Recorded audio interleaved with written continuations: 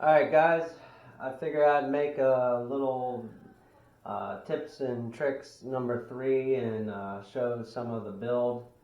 Um, I'm getting to the part of the build which I don't enjoy so much, which is the wiring. But there are some things that I wanted to touch on. I'm trying to keep ahead of you guys that just got your kits, but I have a family and everything else, so the build's going a little slower than maybe yours is going. But anyways, I'm trying to keep up. I'm trying to show you these things so you don't run into any issues, and I hope I'm helping out. Anyways, I got the head built. It's a rigid head. It is probably the best head that I've ever built on a heli. I've got the servos mounted, but I'll talk about that in a minute. I've got the canopy mounted, which is quite a bit of work, and I've got the fuel tank done. I've got the fuel tank fittings installed. So I still need to install the fuel lines and all, but it is basically finished, the fuel tank. So anyways, I haven't cut out for the exhaust yet, but I will be doing that later on once I get to some other things. And I'll also make a video on how to do the canopy decals, but if you want to see how to do it, all you do is look up a Henslet canopy sticker installation, and you can see that. Basically all you do is you spray it with some soapy water, like some warm water mixed with a couple drops of Dawn dish soap, and you spray it and you just kind of squeegee it on like you would do window tint almost. So anyways, I'm really impressed with the head. Like I said, the head's amazing. It's the best head I've ever built. The canopy fit is also amazing. This canopy fits on here so rigid it almost feels like it's part of the frame. No joke, it's tight. So this is I believe they call it the 3D style canopy. It comes with the Logo 600, and I opted for this style because it's not as tall and wide, so when you're doing like sideways loops and tricks like that that got a lot of air coming across the side of the airframe, it's not going to give you a bunch of drag. So it's a good canopy for those guys that are doing 3D style flying. Anyways, I'm going to go ahead and take this canopy off, and I'll show you, it pops right off, and then you have to open it up just enough to get over this elevator support, and then get it on a little angle, and grab it down here at the bottom and pull it off these bottom posts a little, and then open it up and come straight off. So going to the fuel tank, I'm going to move you in a little closer here. Well, going to the heli anyways. You can see I got the servos mounted. I had a pretty big brain fart mounting the tail servo. There's these little blocks that go behind here that these L-shaped brackets mount to, and the kit comes with some plastic blocks and some metal blocks. Me, like a dummy, I was trying to figure out how to make the plastic blocks mount behind here. I didn't see the metal blocks, and the spacing's not right on the plastic blocks, so I couldn't figure out how it worked. And then all of a sudden I seen the metal blocks, and it all just fell right together. So use the metal blocks. They're like this wide behind here to mount these L brackets on. I just got this one screw holding this kit together right now. Also, the servos, these servos have detachable leads. I was hoping that I could install the servos and then put the leads in afterwards, but how tight everything is in here, you really have to put the lead on the servo. If you have like experts or these Protects, you have to have the lead on the servo and kind of put it in at an angle and then down in, because the wire goes right through the bearing block, and everything in this heli is really tight. So if you have experts, put your lead on first and then mount your servos. So let's go to the fuel tank here, and I'll show you this too. So the wire you see right here is my throttle servo wire, and the elevator wire is going to just wrap around like this, doing that straight into the fly barless. I think that's the best way to do it. Alright, so get the wire out of the hole, and as you can see, I put some shrink wrap on it, real nice. You know, this braided sleeving will protect in there, and I may even put a piece of rubber in there to protect it even more, because it's kind of sharp there. I wish this would have been rounded off. Anyways, as you can see, I have the fuel tank in, and I use Sangeeth Samuel's rubber printed holders, you know, shock absorbers, whatever you want to call them, and they keep the tank in there really nice and firm. The only issue is that they keep the tank in so firm, it's like a compression fit, that when you go to screw this frame on, you're going to have to finagle it a little bit. You know, you're going to have to compress them a little to get your frame screws in. So let's pull this tank out, and you can see the fuel fittings that I installed. I put one fuel fitting in the cap and the breather fitting up here at the top. Go ahead and unscrew this. I put a Lynx clunk, or I'm sorry, a Saab clunk in the tank. I feel like this is the best clunk out there. It picks up the most fuel that I've found compared to all the clunks. Lynx would come in second. So anyways, you want to make sure you get your clunk all the way at the bottom of the tank. You don't want it to rub. It should basically slide back and forth without rubbing on the bottom of the tank. Because if it rubs on the bottom of the tank, it can catch, and then it might prevent you from like getting the last little bit of fuel, and you could lean out a little bit here and there. So pay a lot of attention and make sure your length of your fuel line is perfect. So going to the fittings, you have to drill the tank. I've noticed the minicopter guys are putting both fittings at the top of the tank like this. The issue I had with that is that if you're on an angle to get in the very corner of the tank, the line's going to be long, very long. So when you go up, the line's going to be too long, and it's going to rub on the back of the tank here. And like I said, that's going to hang up that fuel clunk, and it might keep you from sucking that last little bit of fuel in certain moves, or you know, it might just hang up completely if your line's too long until you really smack it.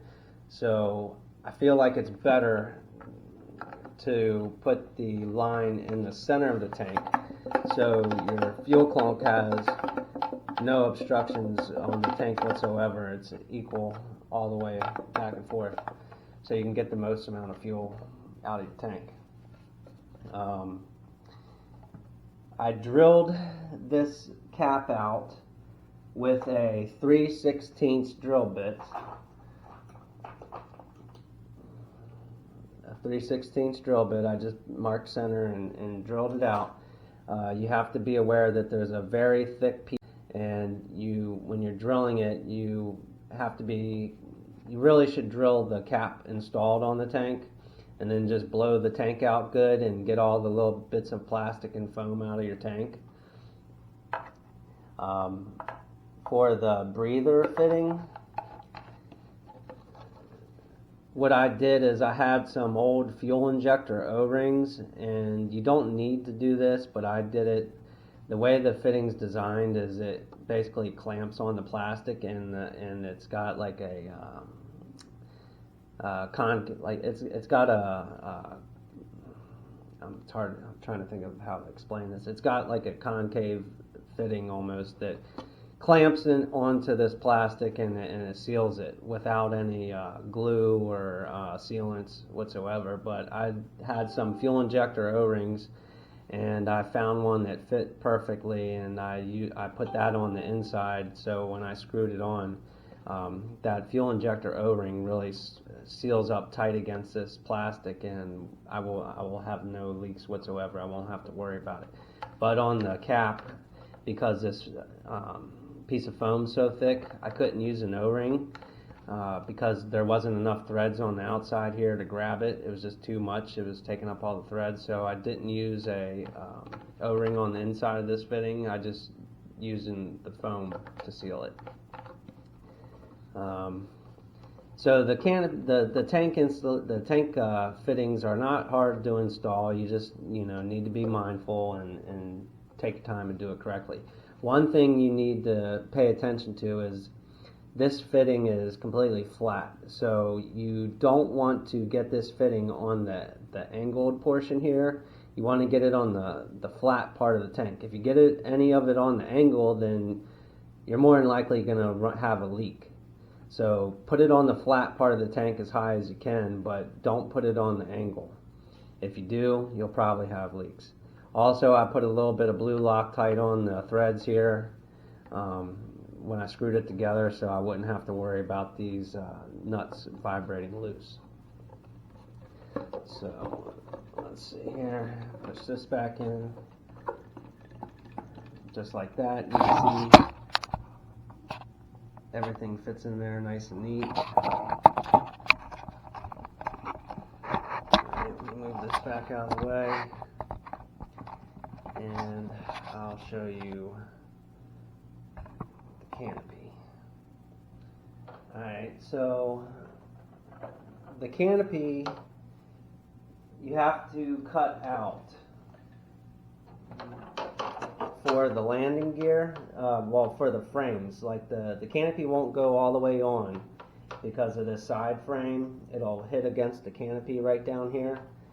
So you have to notch the bottom of your canopy. What I did is I centered the canopy on the frame, and then I marked it with a marker on each side, right where the frame was. And then I just kept on, test fitting until I got down to where nothing hit. I tried to leave this piece up in the middle and only make a notch for the frame. What happens is when you go to install the canopy, the fiberglass gets hung up on the frame, the landing gear mounts, and it bends a little bit, and it kind of prevents you from putting the canopy on as easy as possible. So I just went ahead and cut everything out like this.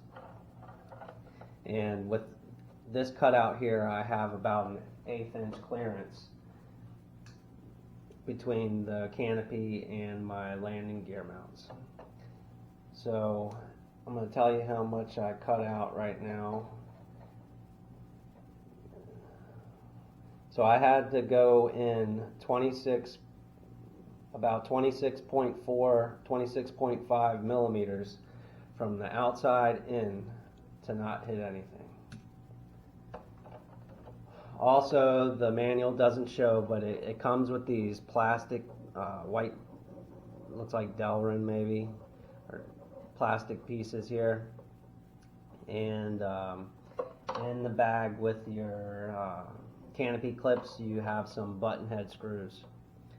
So what I did, and I'll put this canopy back on real quick if you give me a second.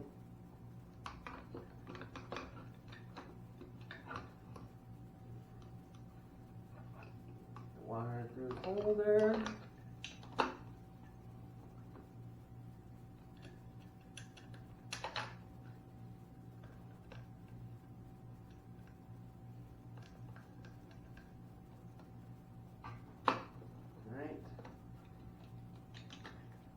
Down.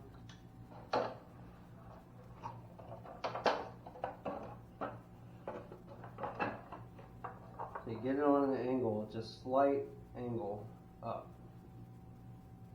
like 15 degrees or something, I'm guessing. And push it on. Everything goes on real nice and easy.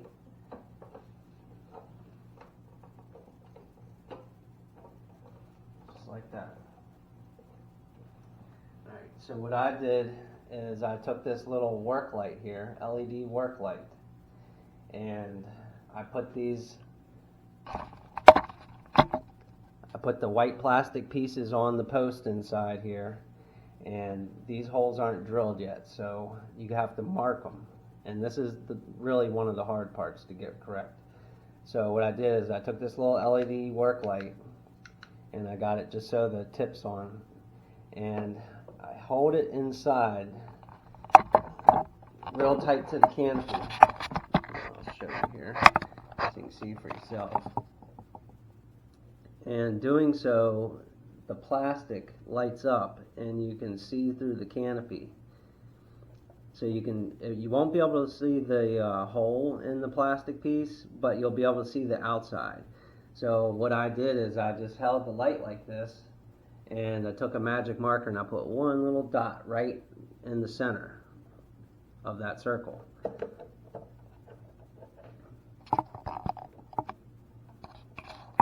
It's hard to see because it's bright in here right now, but you can see the outline of that canopy holder.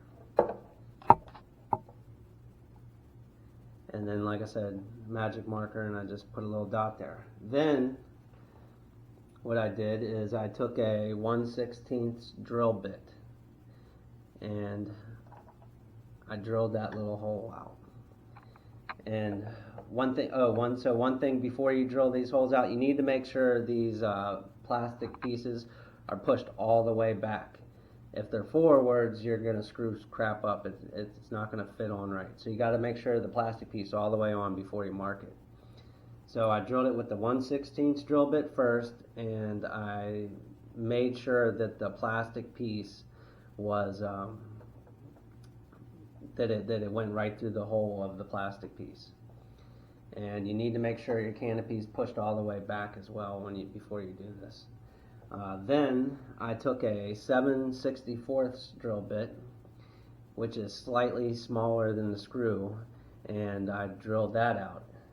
And I test fit, and it all worked out just perfectly. So what happens is this drill bit's that 7/64 drill bit is slightly smaller than the screw, so you can actually screw through the canopy. It threads into the canopy. I also had some O-rings, and I feel like this should probably come in the kit, but I had some O-rings that fit right over top of these screws perfectly, very nice and tight. So I put O-rings on the screws before I screwed them through, and what that does, I think, is allows the plastic mount inside just to flex just a little bit. So when you're putting your canopy on, it's not putting so much pressure on this fiberglass. And it gives you a little bit of movement to hopefully not mess up your canopy. That's one little thing I did. But the canopy fit is, I mean, like I said, there's no movement inside this canopy whatsoever. You can see how tight everything is. This is an amazing quality canopy. It's just so nice. The canopy quality, like I said before, is the best I've ever seen, besides the Henslet, which is equal in quality to this, and the head is also the best quality head I've ever seen. There is no slop in this head whatsoever, but at the same time, it's completely free of movement. There's no dragging whatsoever. It's just a very, very nice head. So anyways, what I got left to do is I got a cutout for my exhaust, which I'm not going to worry about that till I finish the rest of the stuff on the frame. All I have left to do, what I have left to do now is I have to mount all my wiring inside this frame. And one thing I'll show you here, because I didn't know what these were for.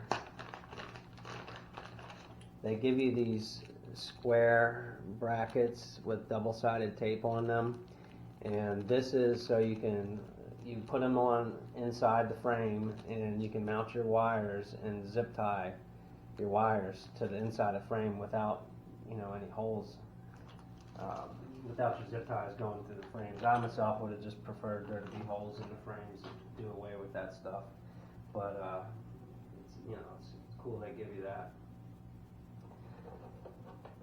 Also, going back to the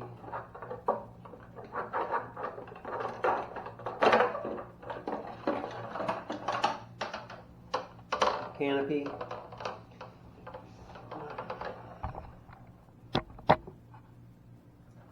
you have to cut this hole here. You have to make a hole here for airflow for your engine so your engine can cool off in flight. You don't want to leave this closed up because your engine is going to get heat soaked and you're going to end up running lean and your motor is going to cut out and you're going to fry your motor. It's just not going to run right. You're going to wear it out really quickly. So cut a hole in the bottom here and make an opening there so your engine gets nice cool air and cools off properly. Now how I did that, I'm looking for my marker, is I just took my finger and I rested it on the side of the canopy like that, and I followed it down. Alright, same thing on the other side. I just put my finger on the side and followed that. So this opening follows the outside shape of the canopy. And then I cut it with a wheel here on the sides with my Dremel wheel. It's broken. I sat on it by accident outside, but I cut the wheel on the inside of that line, and then I stopped like right before I got to the end. I stopped at these points, and then I cut sideways and popped the piece out. And then after that, I took the skinny sanding block and I just got up in the insides and rounded everything off. Very simple to do, but it takes quite a bit of time to do it correctly and get a nice neat opening like this. I used a magic marker, and usually a magic marker you can spray some alcohol on and wipe it right off, but that magic marker actually soaked into the gel coat slightly. So make sure you don't use a permanent magic marker. So that's that. Basically, like I said, I'm trying to keep ahead of you guys and help you guys out. It's a really nice kit.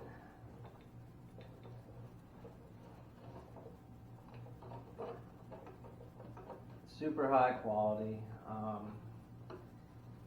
It's going to be a light kit. It's just going to be a really nice nitro. It's probably the best nitro on the market right now, I would say. But I hope this helps you, and I can't wait to finish it, and I can't wait to fly it, and hopefully you guys get one, and hopefully these videos I'm making help you out.